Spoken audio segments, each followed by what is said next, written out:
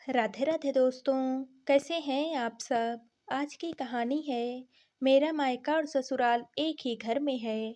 सुनैना के सीने में अचानक से तेज दर्द उठा जब वो रसोई घर में चाय बना रही थी। उसने एक हाथ से किचन स्लैब को कसकर पकड़ लिया और अपना दूसरा हाथ अपने सीने पर रख लिया। उसे सांस लेने में दिक्कत हो रही थी। उसने अपने पति प्रशांत को, जो कि थोड़ी देर पहले ही ऑफिस से घर पर आया था, आवाज लगाई पर उसके गले से आवाज ही नहीं निकली। बड़ी मुश्किल से वो खुद को संभाले हुए खड़ी थी। इधर ड्राइंग रूम में बैठा हुआ प्रशांत अपनी टाई उतारते हुए झल्ला रहा था। सुबह सुनैना से झगड़ कर ऑफिस गया और वहां भी सारा दिन मूड ऑफ ही रहा। बॉस से डांट सुनी सो अलग, झगड़ा भी किस बात का। उसने मायके जाने के लिए ही तो पूछा था। मेरे साफ मना करने पर कि तुम चली जाओगी तो फिर घर का ध्यान कौन रखेगा। फिर माँ भी तो अकेले सारा दिन कैसे संभालेगी घर में सब कुछ। सुनैना तो बस आंसू बहाती रही और सुबकती रही। चाय बनाने में कितनी देर लगती है। प्रशांत बड़ी जोर से चिल्लाते हुए बोला। अरे चिल्ला क्यों रहा है, बहू बना तो रही है चाय। हो सकता है कि बहू तेरे लिए कुछ नाश्ता भी बना रही हो। सुबह ना ही कुछ खा कर गया और ना ही लंच ले करके गया। तेरा लंच लेकर गेट तक गई थी बहू, पर तू तो ना जाने किस बात पर इतना गुस्सा हो जाता है। संजना ने अपने बेटे प्रशांत को पानी का गिलास थमाया। ले ठंडा पानी पी और गुस्सा शांत कर पहले। माँ देखिए ना, कितनी देर हो गई मुझे ऑफिस से आए हुए और सुनैना ने मुझे अभी तक चाय नहीं दी है और ना ही पानी के लिए पूछा है। पता नहीं यह सारा दिन घर में करती क्या रहती है। मैं थका हुआ ऑफिस से घर आऊं और चाय पानी तक के लिए भी मुझे तरसना पड़ता है। बेकार में तुमने माँ मेरी शादी करवाई है। इससे अच्छा तो मैं पहले ही से ही था। मेरी जिंदगी में सब कुछ पहले ही अच्छा था। वैसे भी तुम तो हमेशा उसका ही पक्ष लेती रहती हो और मेरी ही गलती ढूंढती रहती हो। अच्छा देखती हूँ मैं, इतनी देर क्यों लग रही है। वैसे भी वो भी इस घर की बहू है और वह किसी की बेटी भी है, नौकरानी या कोई रोबोट नहीं है जो कि तेरे और इस परिवार के लिए दिन भर खटती रहे और वह तेरे इशारे पर नाचती रहे। संजना को बेटे की बातें बिल्कुल भी पसंद नहीं आ रही थी। ऐसे संस्कार तो नहीं दिए थे उसने अपने बेटे को। फिर अपनी पत्नी के प्रति वह ऐसा व्यवहार क्यों कर रहा है। हो न हो, कुछ कमी तो मुझ में ही रह गई है बेटे की परवरिश करने में। बहनों का दुलारा कभी एक गिलास पानी तक अपने से लेकर पीने का मौका नहीं देती थी। रसोई घर में सुनैना को जमीन पर गिरा हुआ देखकर उसके पास दौड़ कर आई और उसके हाथों को सहलाने लगी।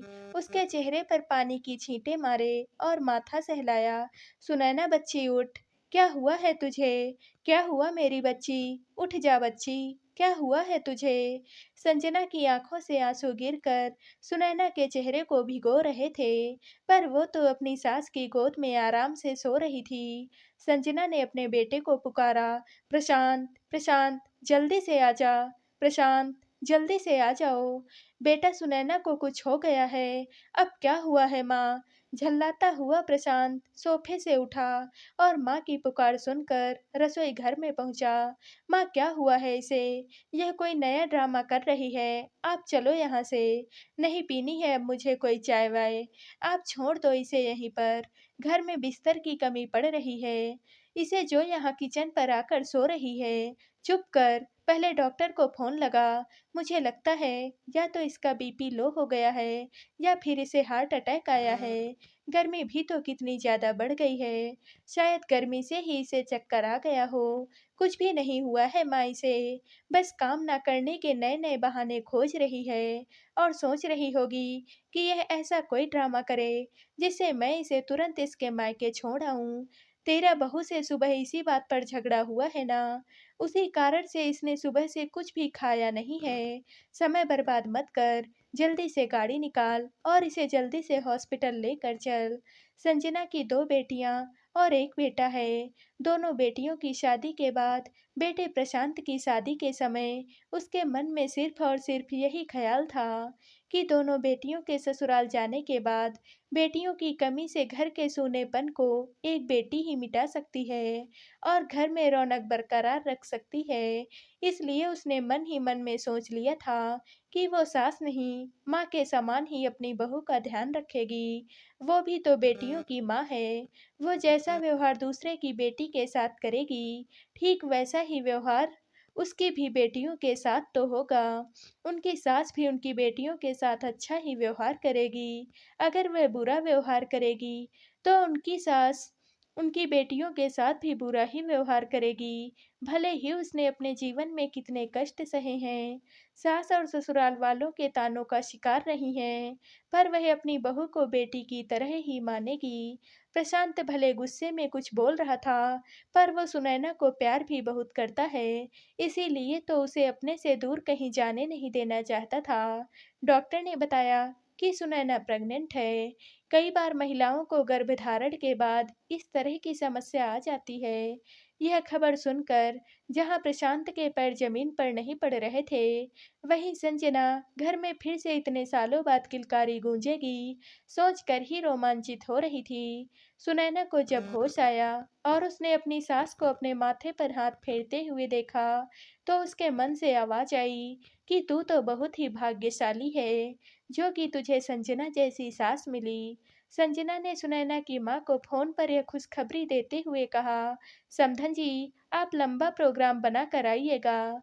यहाँ संजना जब तक आपके साथ रहना चाहे, आप यहीं रहिएगा हमारे घर पर। जानती हूँ, इन दिनों वो अपने मन की बात मुझसे ज़्यादा आपसे खुलकर बता पाएगी। इसलिए आप रहने के लिए ज़्यादा दिन का ही प्रोग्राम बना कर आइएगा। उसे क्या खाने का मन है या फिर उसे क्या करने का मन कर रहा है। सुनैना की माँ अपनी बेटी के ससुराल में आ तो गई, पर लोक समाज का डर उसे सता रहा था कि आखिर लोग क्या कहेंगे कि बेटी के ससुराल में माँ ने डेरा जमा लिया है। हम लोगों की बातों पर जीना तो नहीं छोड़ सकते हैं ना। वो तो कुछ ना कुछ कहेंगे ही। लोगों का तो काम ही है कहना, पर हमें अपने बच्चों के बारे में भी तो सोचना चाहिए। अभी आपकी बेटी को आपकी ज़रूरत है। सुनैना अपनी सास और अपनी माँ के बीच में आकर बैठ जाती है और कहती है, मुझे अपनी माँ की नहीं, मुझे तो आप दोनों की ज़रूरत है। भले ही एक माँ ने मुझे जन्म दिया है, पर अब मेरी शादी के बाद मेरी दो दो माएँ हैं। प्रशांत को भी अपनी गलती का एहसास हो रहा था कि उसे सुनैना के बारे में ऐसा भी नहीं बोलना चाहिए था। सुनैना की दोनों ननंद को भी जब पता चला कि उनकी भाभी अब माँ बनने वाली हैं, तो दोनों लोग बहुत खुश हुई और अपने मायके आ गई। संजना सदन में खुशियां दरवाजे पर दस्तक दे करके घर में समा रही थी। दोनों बहनों को देखकर प्रशांत बड़ा ही खुश हुआ। देख, जैसे तुझे अपनी बहनों का यहाँ पर आना बड़ा अच्छा लगता है और उनका भी मायके आने का बड़ा मन करता है, वैसे ही सुनैना भी है ना। उसके भाई बहन और उसका भी तो मन करता होगा एक साथ समय बिताने का। शादी के बाद अपने खून के रिश्तों को भुला दे एक लड़की, यह उचित तो नहीं होगा ना।